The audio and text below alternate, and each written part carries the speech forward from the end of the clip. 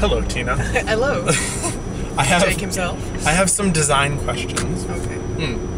I actually only have 5. Very serious design questions. They're very, very serious. Feel free to wherever you want to take them. But I'm gonna channel my inner design goddess right now. Okay? Good. They are serious. These are the questions that I've written over months of creative mornings and months. Just never could shout directly at you from across the room. My most loyal attendee. Yes. So what is good design? What goes into it? I hate that question. But all of your guests have their own thoughts on it, and and we hear all of their thoughts. But I always feel so much pressure on me. You know. To a certain extent, I think good design is subjective because taste is subjective. Right. But I mean, I have my own personal criteria. They got to be reduced. They got to be minimal. They got to be smart. They got to be well manufactured. If it's like an item, let's say. Yeah. But then again, what I say is beautiful design or good design. You might not agree. We need to park somewhere. Oh, right. So it is, to a certain extent, it's subjective. But there's a few, I think, basic rules that, like the whole, did you ever see the Dieter Rams 10 rules for good design? Uh-huh. I fully agree with him on that one, And so are those the words that you would use to describe your own design? Or that you'd like to?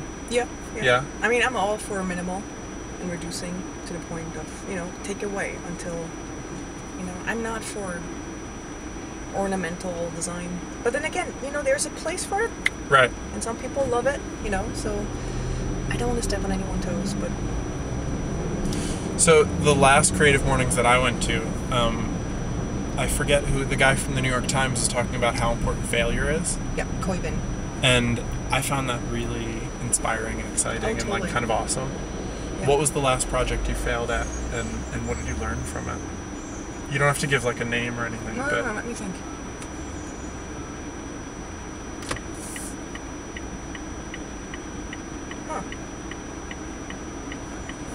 And what would failure even look like, I guess? Yeah, I'm trying to think. I did this one project with a very, very big client, a very prestigious client, and I don't want to say the name. Yeah.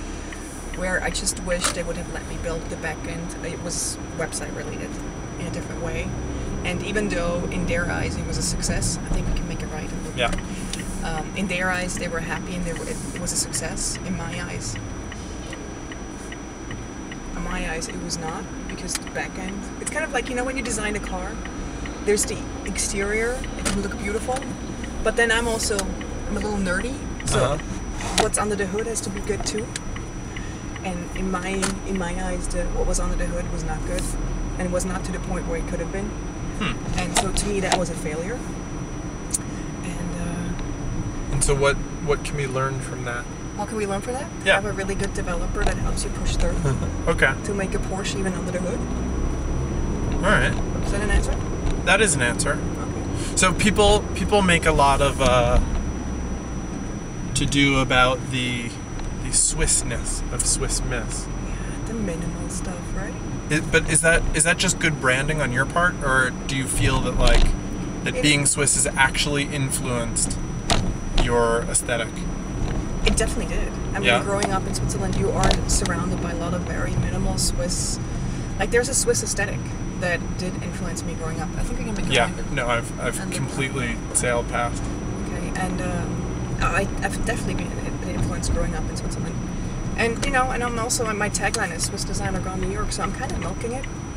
Because I know that Americans love Switzerland. They love Swiss design, and I'm shamelessly using it to my advantage. And also graphic design. I mean, there's this huge, prestigious reputation of Swiss graphic design.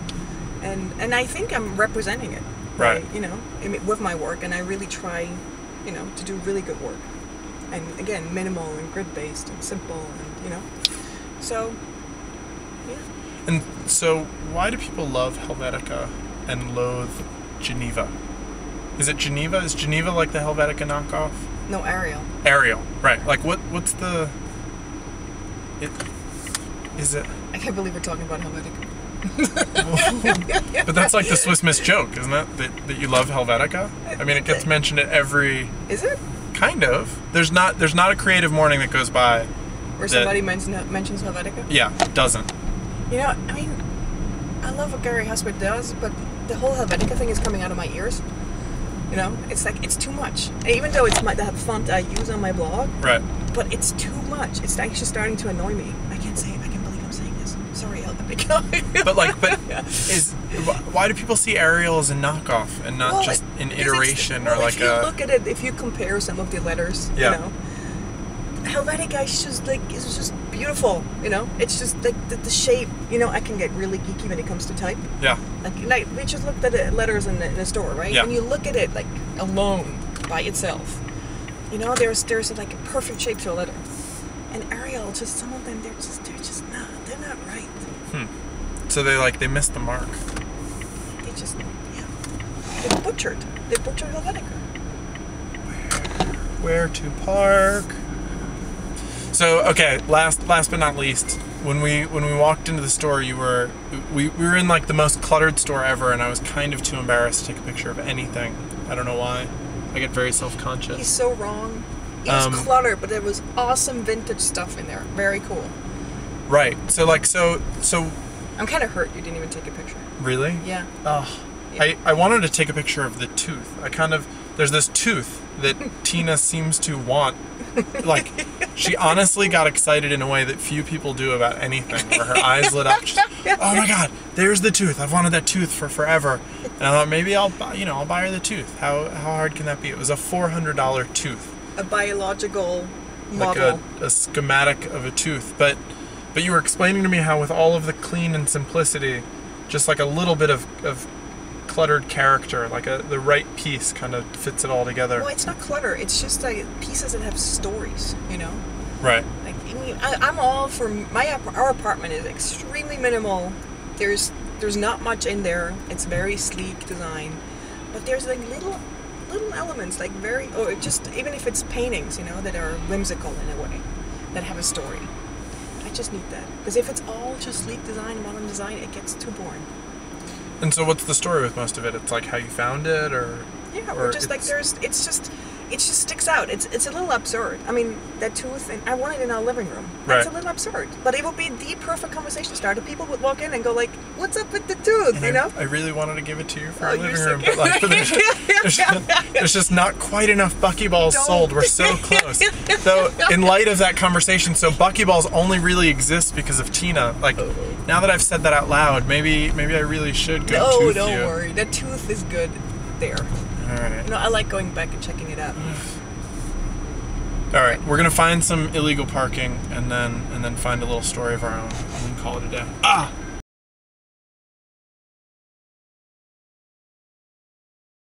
Sure that this is actually recording. Okay, it is. So, we found our story piece. It is the knot, as suggested by. It's a door stopper. Yes. It's big and heavy. It's a door stopper. It's big and heavy, and that was very cool. But we also each got a little treat, courtesy of Ford, which is very fun. So can you tell us what we got? We got the beautiful Eames side table. They're beautiful. They're small and tiny and pretty, and I'm so excited. And you had an Eames side table story. Yeah, before. I actually ordered one about 8 or 9 years ago when I was a puppy, and I ordered it in the morning. And I was so excited, and I really had no money, but I wanted it, and I said, you know, I just gotta buy this now. Right. So I would have one really nice piece in my apartment, and then in the afternoon I lost my job, and I called up, and I said, can I cancel my order? And now look at that, thanks to Ford. All right, so you harbor no ill feelings towards the end table itself? No. It's not a bad luck end table? I've always wanted one, and I knew the day will come, all right. And I had no idea it would be today. Yay! Well, thank you very much for helping me out. Thank you. Thank you, Ford. Yay. Okay. Bye-bye. Hold the knot. Are you sure?